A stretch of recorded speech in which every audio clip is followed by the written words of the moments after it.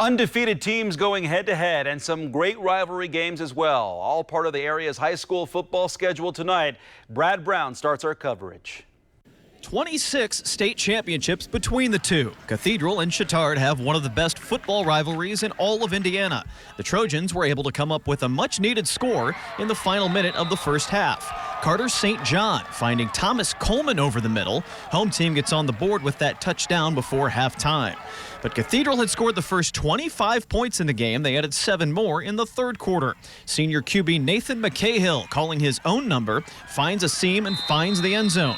He also threw a TD pass in the game. Cathedral piled up more than 500 yards of total offense. The Fighting Irish D took care of the rest. David Gould gets to the quarterback for the sack. Cathedral gets the win. They've taken 7 of the last 8 meetings against Chatard and are now 4-0 on this season.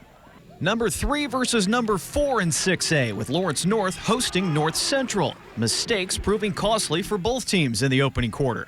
LN back to punt, or not, at least not quite. David Beatty's attempted kick gets booted around. Thomas Bronoff picks up the loose ball, and he finds the end zone. An early 14-0 lead for the visitors.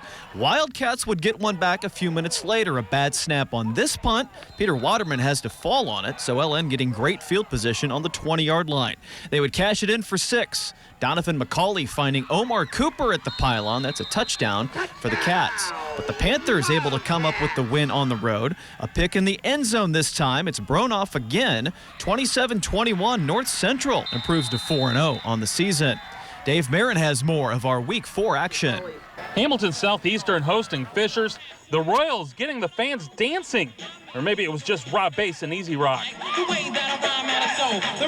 Either way, the crowd fired up, and the Royals were wasting no time. Opening drive, John McCall makes the call, keeps the ball, finds the end zone.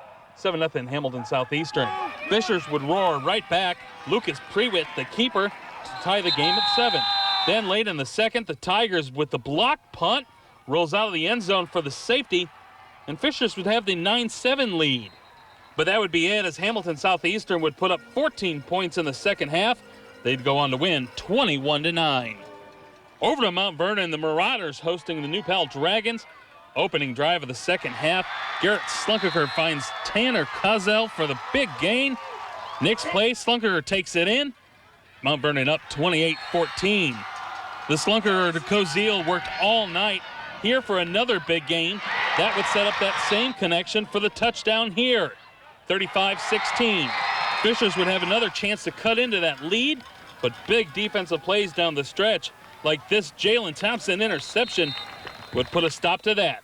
Mount Vernon goes on to win tonight, 35-22. It's been since 2012 since we've beaten them, and in my first 2 years here, I think they've outscored us 112-7 or something. So we've been working really hard for this day, and thought we had a chance coming. Obviously, they're an unbelievable program, back-to-back state titles. Coaching staff is phenomenal. So it's a big win for us to kind of get over the hump a little bit. Dave Marin, WRTV Sports. New Pal's loss ends an amazing run by the Dragons football program. 65 straight regular season wins. That was the second longest streak in state history. Have to go back to the end of the 2012 season for the last loss. Mount Vernon was also the opponent. 30 straight wins overall, including last year's state championship. Only 5 other schools have ever reached that number. Still a staggering 90 wins in their last 95 games.